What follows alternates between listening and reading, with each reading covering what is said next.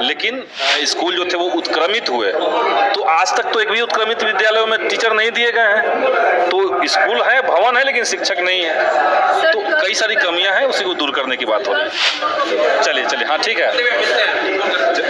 जन जागरण शक्ति संस्थान की तरफ से आज मीटिंग का आयोजन रखा गया था एन सिन्हा इंस्टीट्यूट में, तो क्या ये जो उनका उद्देश्य था उस पर क्या चर्चा हुई सर? देखिए, पूरे बिहार के भीतर जो स्कूलों की स्थिति है, स्कूलों की जो स्थिति है, बच्चों की जो स्थिति है जो स्कूलों में पढ़ रहे हैं, उसका एक डेटा, उसका एक कलेक्शन NAPM के साथियों ने इकट्ठा किया है। और उसी की जो फाइंडिंग्स है उसके आधार पर क्या क्या चुनौतियां सरकार के सामने है या शिक्षा से जुड़े हुए तमाम लोगों के सामने जो चैलेंजेस हैं उस पर चर्चा हुई है, उसमें मैं शामिल हुआ था। जो रिपोर्ट को देखने के बाद एक आंकड़ा नजर आया है, उससे काफी मतलब दुर्गति कह सकते हैं कि विद्यालयों की दुर्गति है। ये तो आंकड़ा बहुत पहले, इससे पहले भी एन सिन्हा इंस्टीट्यूट जहां हम लोग खड़े हैं, इस संस्थान ने भी अपने तरीके से सर्वे करके सरकार को दिया था।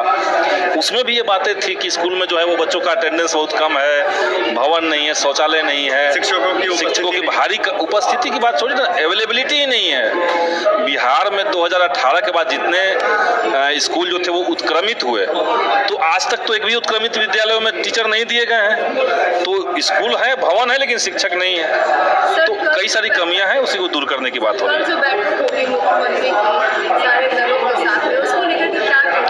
उसमें हम लोग जो बिहार के नियोजित शिक्षक हैं उनको राज्य कर्मी का दर्जा देने की हम लोग मांग रखेंगे। और आज जो बैठक हुई है जिसमें कोचिंग संस्थान को भी बैन किया गया है टाइम पे पढ़ाने को लेकर, ये आज वो बैठक नहीं हुई, अभी तो मीटिंग में मैंने रिपोर्टिंग किया, लेकिन ये सरकार की तरफ से निर्णय काफी दिन से बातचीत चल रही थी।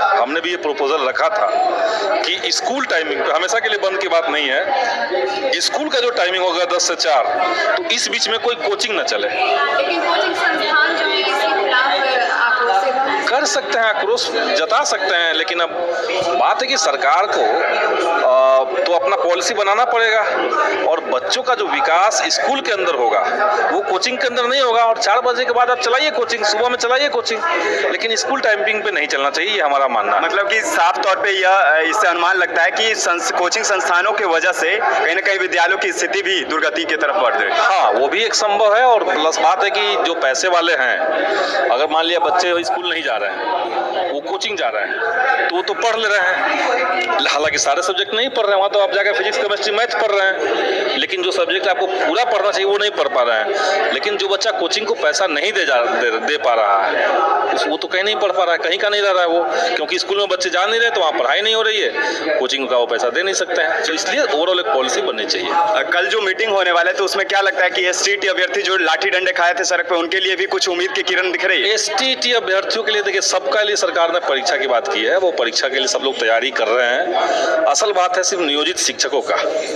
इनका कॉन्फ्लिक्ट बना हुआ है, क्योंकि ये लोग परीक्षा देने के लिए तैयार नहीं है, ये पहले से नौकरी कर रहे हैं।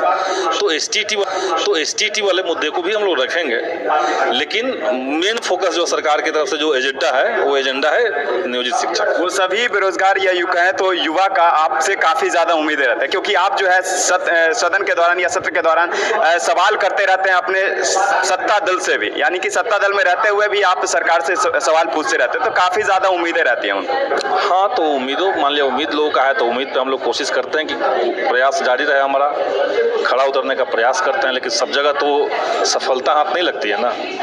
चलिए, तो जुड़े रहने के बहुत थैंक यू।